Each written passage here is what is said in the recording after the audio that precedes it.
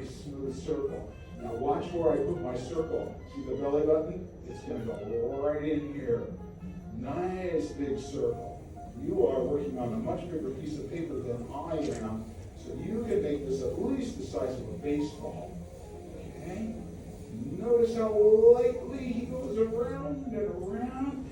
And you can see my lines, but they're not too dark, not too heavy, not too obtrusive. I can make all the changes I want or need to. We're going to put down some guidelines now. And guidelines are a map to show us where ladies' eyes, nose, and everything goes.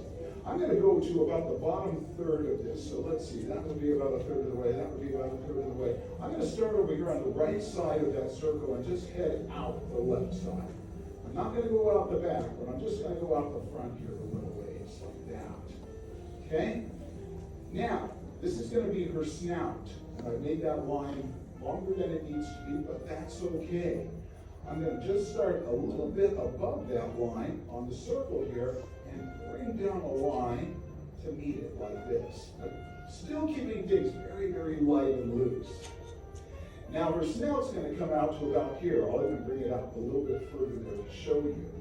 And this line, you can see, is leaning back a bit, like this. And I also want to go to the bottom of it. Now that I'm pretty much even with the bottom of my circle, and I'll bring it back towards the circle like this. Okay? Okay, you can see the circle's just a little bit lower than this is.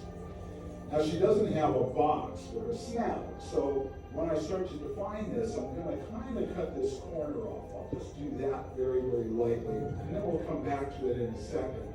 But before we do, let's head up here. We're going to draw in what we call a character mask, an area that surrounds the character's eyes and brings them into focus in this case. Hers is an oval sitting right on this line, pretty close to the front of our circle. You know what? Let's go ahead and do that. I'm just going to start right here, and I'm going to let it touch the top of that circle right here. Well, not the top, but touch the circle on this side. See how close I am to the front of my circle there? And I'll just bring this oval up, down like that. That looks pretty good. Okay. That's going to be the character mask. Now, dogs have a brow, at least Cocker Spaniels do, that comes forward just a wee bit. And so from the top of her snout, that's this line right here, I'm going to bring a straight line up, and just as high as the top of the circle that makes up her head here, bring it across like that. Everything is just lightly drawn right now.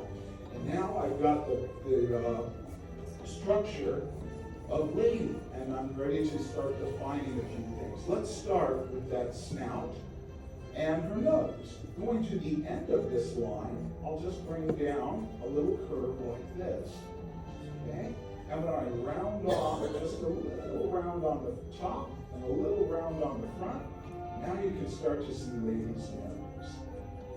There it is. I'm ready to go ahead and commit, lock that in, and make it a permanent part of my drawing of the lovely lady.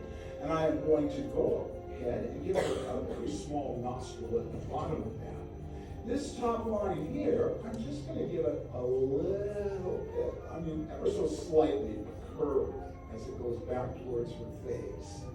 We want to have her smiling. She's very, very happy in our drawing because Jim Deere and Darling, the masters, are giving her a brand new collar and a license. So I'm going to bring this line down, and then with a nice curve, I'm not going to go quite to the bottom of this line because we'll give her a lower lip or a lower jaw, I should say. But I'll bring this back like this, and then bring it on up. Let's see, this thing could go like it's going right towards the bottom of that oval. So as it goes up, it's going to stop right about there. Okay? Come back this way and then just hit on up. There we go. All right. Now her lower jaw, as I mentioned, is going to start right here, and we'll just define this line. Now you can start to see things taking shape, I think, a little bit better. Now this block that we added to our circle here, I'm going to curve in a little bit as I head on up. And before I get to the top of this line, I'm going to cut off that corner, round it off. Make it nice and soft, just like that. And then I'll dip down ever so slightly and bring it up to meet the top of my original circle. All right, so now she has this very soft, elegant brow. That's in place. So let's give her what we call a smile line. I'm going to start on the front of that oval that we drew a little while ago, and I'm going to bring down a line like this. And as I get to where her smile is, I'm just going to kind of let that smile push this line back a little bit. And that shows that the smile is pushing her cheek back a little bit. Thusly. Okay. Now we're going to start working on the eye and that character mask a little bit more. One thing I want to do with this character mask is leave it pretty light, just like it is down here on the bottom part. But up here, I'd say from about here to about halfway down the back, this is what we call a lash line. And I'm going to just darken in and build up that lash line on the top. Okay. Is everybody here, anybody here has not seen Lady and the Tramp? No? Okay. A few of you have never seen this. It's on Disney Plus, and it is such a beautifully made movie. This movie came out the year that Disneyland opened, 1955, and it was the first animated feature to be filmed in the widescreen format of CinemaScope, and that made it very, very special. Beautifully done. And most of it, and all of it, in fact, is shot from the dog's point of view. So when you're watching this, you're seeing everything at the dog's level. And so that means when you see a human standing next to the dog, you're pretty much just seeing them from the knees up in most cases. It's really, really beautifully done. Let's go ahead and draw her eye inside that character mask. Now it's another oval, and it's closer to the bottom of the mask than it is to the top here. So I'm going to start right about here and just draw an oval. About like that. You see that? See, there's a lot of space here and a little space down here, and that's good. It's pretty close to this side. There's definitely more space on the back side. I'm going to go ahead and just lock that eye in all the way around. The eyes are such an important feature on any character that we draw. And she's looking up.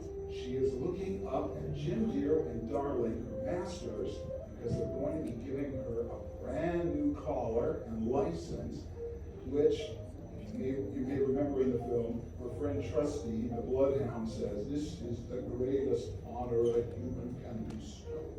Right? That looks pretty good. Now, since she is an elegant lady, I'm going to give her some elegant eyelashes. Right here, kind of at the top of her pupil, I'm going to bring out maybe 3 or 4. This, they kind of curve and they're going forward.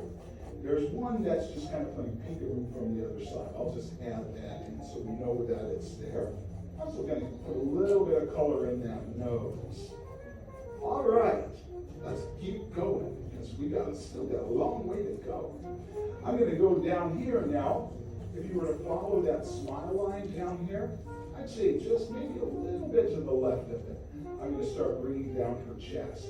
And because she is so proud of that new collar and license, her chest is forward. Right? She's showing off this collar that she just received, this wonderful gift. And so her chest will come out like this about that point, and then head on down. So kind of an outstretched S curve there. Let's go back up here, and keeping things very light and loose, I'm going to follow the back side of her head until I get about halfway down, and then I'm going to bring her back out this way. Keeping that light and loose. Now, she is a beautiful, lovely lady, truly, and she has beautiful hair. Yes, I'm jealous. But in Lady's case, of course, it is those very fluffy ears that, not collie, she is a Cocker Spaniel. She's a little Spanish dog, like one of the characters in the film says. And so she has these very, very beautiful flowing ears that represent a lovely head of hair in her case. So I'm just going to start right about here on her head, and very lightly I'm going to sketch in the basic shape of those ears. It's going to come down about this way and then come out the back like this. This is the basic shape here, right? Okay, it looks like a traffic cone. But we're gonna alter it. We're gonna fix things up in just a minute. In fact, let's go ahead and do that right now. As I start defining this, I'm going to add what we call blades of grass or sharp ends to it. So I'll start at the top, and I'll bring it out, and right here I'm going to add a little blade of grass, that thing. And what that does is it shows strands of hair. I'm going to curve in now a little, and I have an overlap here, and bring out here this way, and in again. Right, so it has the natural flow of a lovely head of hair. There we go. And bringing this down towards the bottom, I'm just going to stop it right there. Okay? Now on the back, we're going to do the same thing, but a little different. I'm going to add some of those sharp fins up here, coming out this way. And a little stretched out curve there, and I'll have a bump kind of going back like we had that bump on the front. This one will be a bit smaller. There we go, just like that. Got a little overlap there. I can add a couple of lines too to make it look like there's some strands of hair there. And then it's going to come down towards that point, and it's actually going to come to just a little bit of a point. I'll bring this one across. Need it? And we'll add a few strands of hair here, and maybe a couple over here. Now that all looks pretty good. I gotta lock in the top of her head to come meet that ear, and I'll just lock in that little bit of her back that we're still seeing protruding from behind that ear. We'll darken that in just a little while, but let's head over here now because we're going to see a little bit of her other ear from the other side of her face. It's just going to come down kind of from here, I think, and it's going to go out, and then it's going to look like half of a violin hiding behind her ear. I always think that's what that looks like. There's a violin back there or something. But the collar, before we define that ear, let's get that collar in place.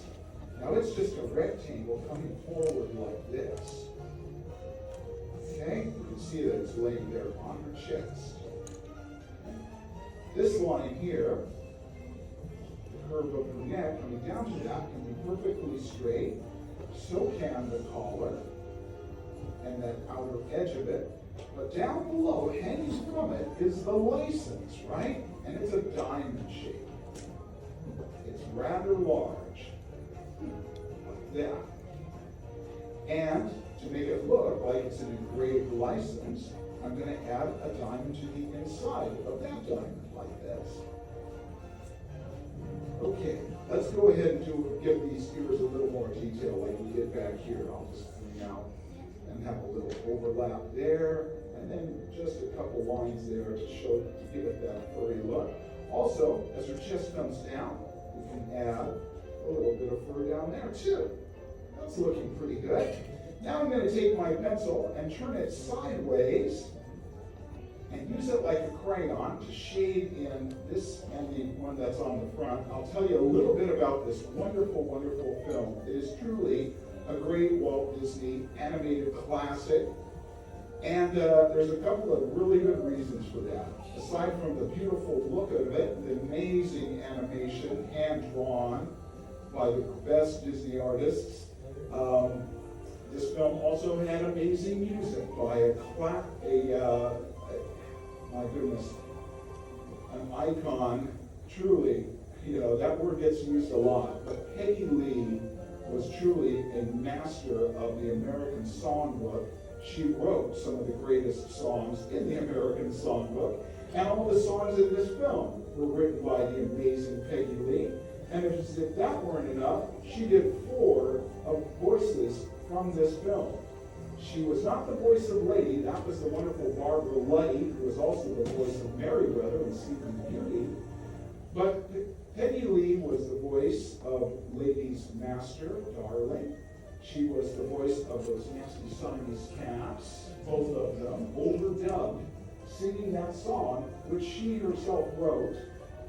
And she is the voice of Peg, the dog in the dog pound, the dog in jail that sings "He's a Tramp." All those songs were written by her and her writing partner, Sonny Burke, and including Bella Notte, the most romantic scene, in my opinion, in any movie, that spaghetti dinner. That kiss is as good as anything I've ever seen in any movie. It's so perfect. The idea of a genius of an animator named Frank Thomas. He presented that idea to Walt Disney, and Walt Disney said, "I'm not so sure I can see these dogs having a romantic dinner, Frank."